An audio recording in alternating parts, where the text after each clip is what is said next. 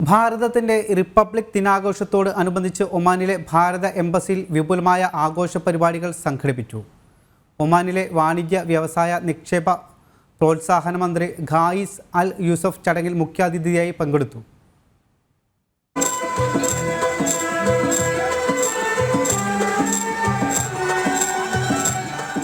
ഭാരതത്തിന്റെ 75ാമത് റിപ്പബ്ലിക് ദിനത്തോടനുബന്ധിച്ച് ഒമാനിലെ ഇന്ത്യൻ എംബസിയിൽ വൈവിധ്യമാർന്ന പരിപാടികൾ അരങ്ങേറി. ഇന്ത്യൻ സ്ഥാനപതി അമിത് നാരംഗും മുഖ്യാതിഥിയായിരുന്ന ഖായിസ് സയ്യിദ് നാസർ അൽ ബുസൈദിയും ചേർന്ന് ഇന്ത്യ ഒമാൻ സംയുക്ത സ്മരണികയുടെ പകർപ്പ് അനാച്ഛാദനം ചെയ്തു. ഇന്ത്യൻ സ്ഥാനപതി അമിത് നാരംഗ് സമ്മേളനത്തെ അഭിസംബോധന ചെയ്ത് സംസാരിച്ചു.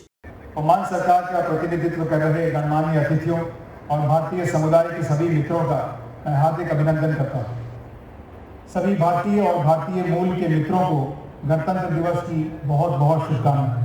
ആഗോളവേദിയിൽ ഇന്ത്യയുടെ സുപ്രധാന പങ്കിനെക്കുറിച്ച് അദ്ദേഹം വിശദീകരിച്ചു. ഒമാനി കലാകാരന്മാരുടെ ജുഗൽബന്ധിയും ഇന്ത്യൻ സമൂഹത്തിലെ കലാകാരികളുടെ ഇന്ത്യൻ ശാസ്ത്രീയ നൃത്തങ്ങളും ചടങ്ങിനെ മാറ്റുകൂട്ടി. ഒമാനി മ്യൂസിക്കൽ ഗ്രൂപ്പിന്റെ ഗാനസന്ധ്യയും അരങ്ങേറി. മുതിർന്ന സർക്കാർ ഉദ്യോഗസ്ഥർ, ഒമാനിലെയും ഇന്ത്യൻ സമൂഹത്തിലെയും പ്രമുഖർ എന്നിവരും ചടങ്ങിൽ പങ്കെടുത്തു. ജനം, ഒമാൻ.